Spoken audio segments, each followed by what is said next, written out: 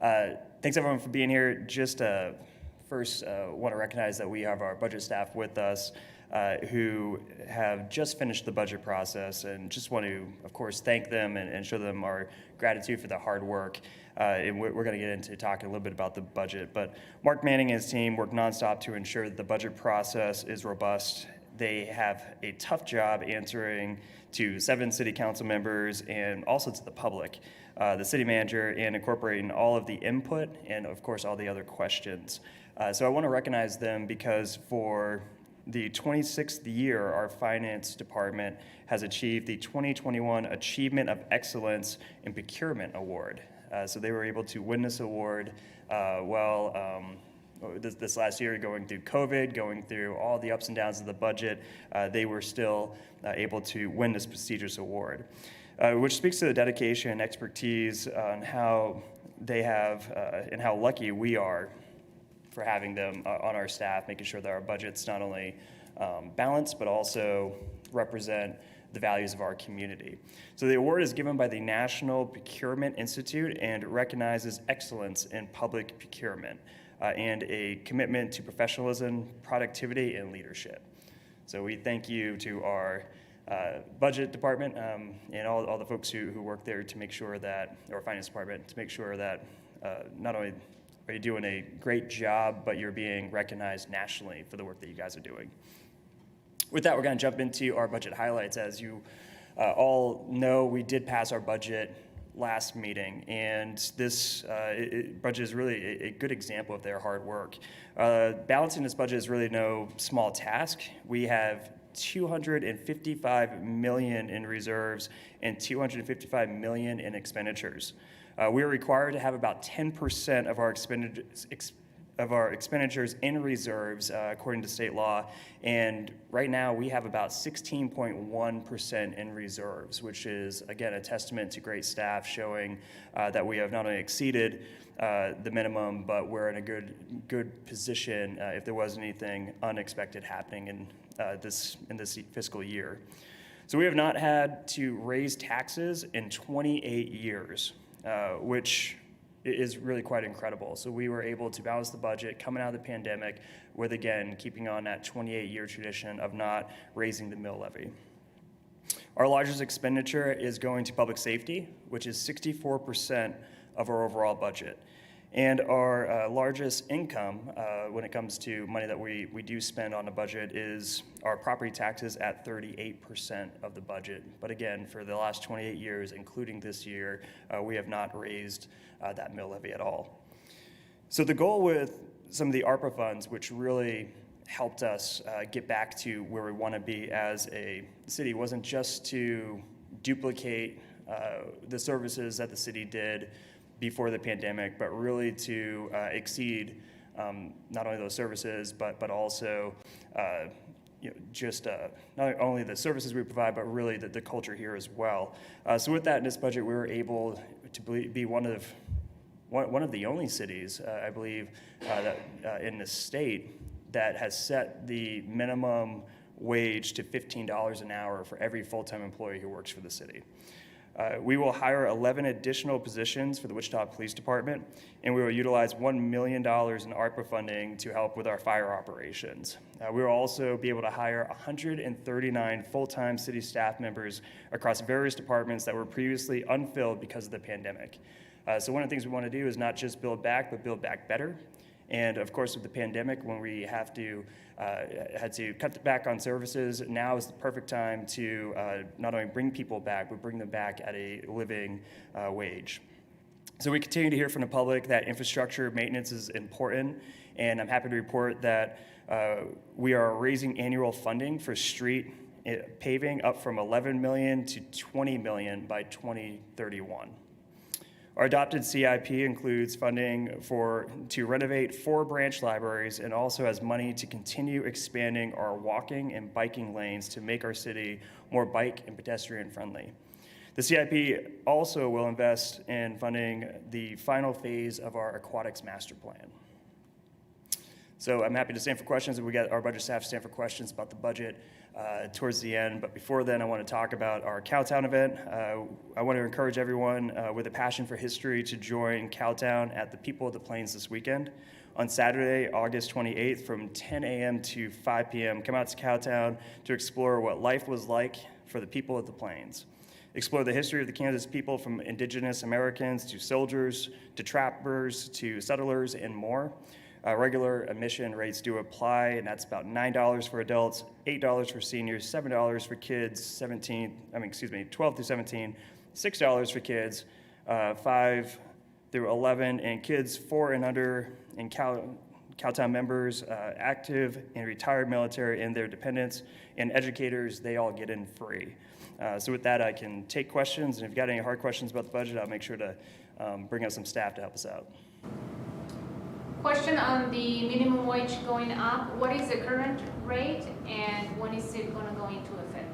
My understanding, and actually, yeah, come on up. Yeah, well, I was going to answer, and then I saw Mark was ready. So yeah, you can go up and jump into more details with this. The city has a number of current salary ranges right now, and I don't have the exact figure, but I think the minimum full-time salary right now is somewhere in the upper $13 an hour. I can't tell you how many employees we have with that specific wage, but the lowest full-time city wage right now, I think, is somewhere just right around $14 an hour. And is this going to go into effect? Is there like a timeline automatically, or how is that going to work out?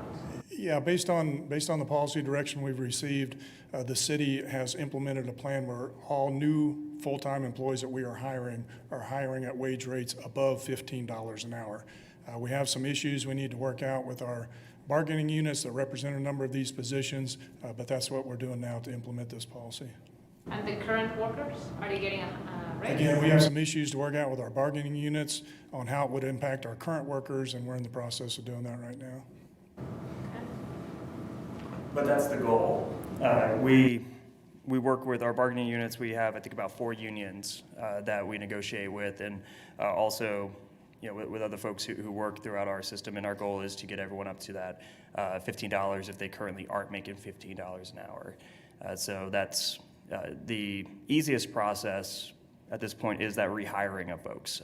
That's the easiest to implement, and then we have some other avenues that we have to get through in order to reach for current employees, but we're pretty confident we can get there. Would they be losing out on any benefits if they have to be rehired? Do they lose tenure or anything like that? I don't believe so, but if people were gone, I mean, you could speak, I guess, to vetting, or is that what we call it here when it comes to pensions, if people are coming back in? In most cases, when we rehire former city employees, their previous accrual levels and retirement and everything is restored after a certain amount of time. Yes, ma'am?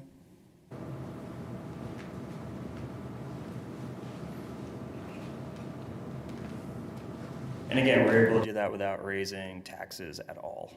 So pretty proud of that.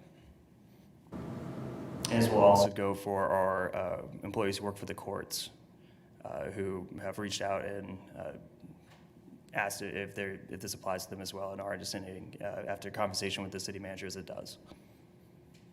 Can you talk about some of the reasons why you guys are able to do this without raising taxes? I guess we don't see this in many cities.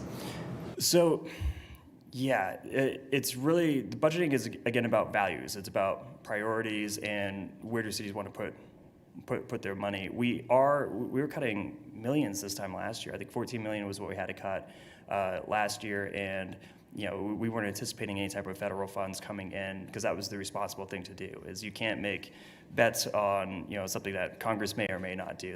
That's always going to be a losing bet. So we're in a fortunate situation in which we did receive 72.4 million, that's why we keep marking around, $4 million dollars in ARPA funds to help build us back. However, when it came to restoring or in ensuring everyone gets a living wage. Some of the discussions that I had with the manager and also with budget was about some of the changes in a tax code at the state level, which will have an unexpected windfall for us here at the city level, in which that money was not budgeted originally. So when the state passed some tax reform that allowed the capturing of sales tax for businesses from outside the state, if you order something online and you get that product, if in some cases they don't collect the tax right away for that if the place you're ordering from is actually doesn't have a local location.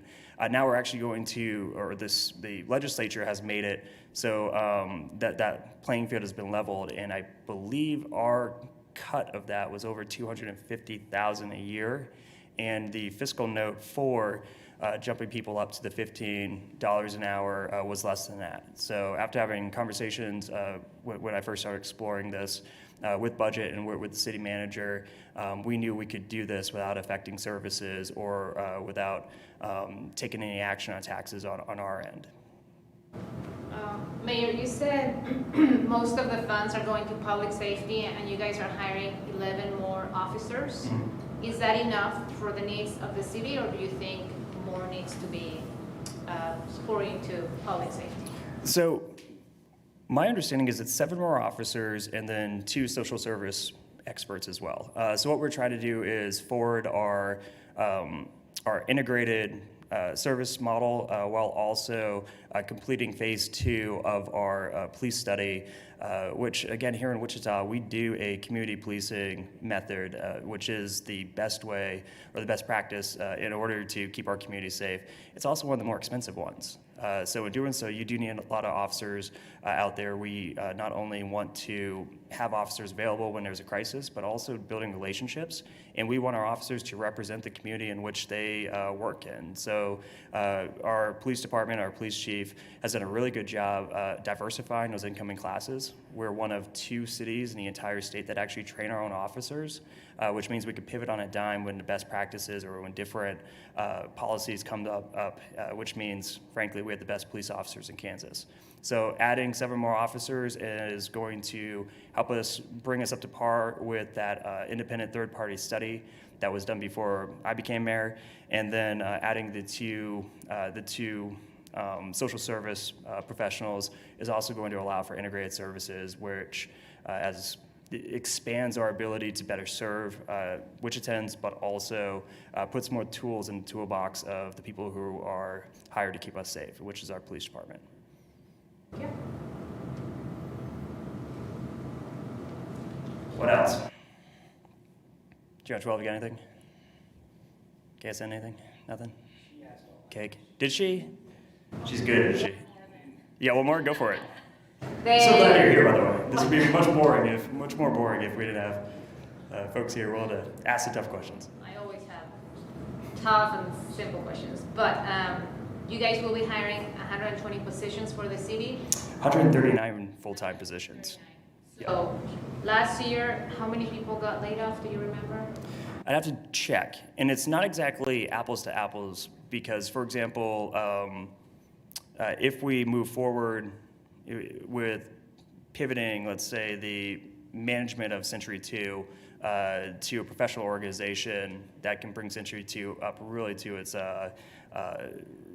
potential, those folks technically won't be employees of us. We would be contracting with the professional agency that does that. So it's not so much apples to apples as far as looking where our staffing levels will be today versus where they were pre-pandemic.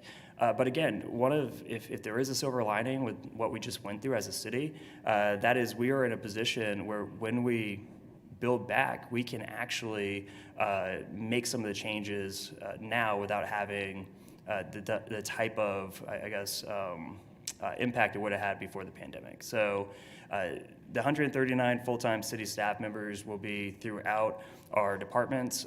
We have received a lot of input with folks who are starting to notice that we had to cut services last year, so we want to make sure that we can restore those services that people expect out of their city. But again, I think it's going to be tempting for folks to do like a graph of employees from pre-pandemic to post-pandemic. And again, we are looking at more creative ways to be responsible with our taxpayer money that we are utilizing, but also trying to enhance services as well. All right, well, if there's nothing else, I want to thank you guys for being here. Of course, if you have anything during the week, reach out to me. And glad the budget is over, but this is there's some really good stuff in this budget. Like, of course, with any good budget, I don't think everyone is 100% behind 100% of it, but there's enough good, I think, where the entire council saw fit to approve it unanimously. So very proud of this budget. We're in a much better spot than we were last year, and we are laying down that foundation so that next year and the year after we can continue to grow and build. So thank you all.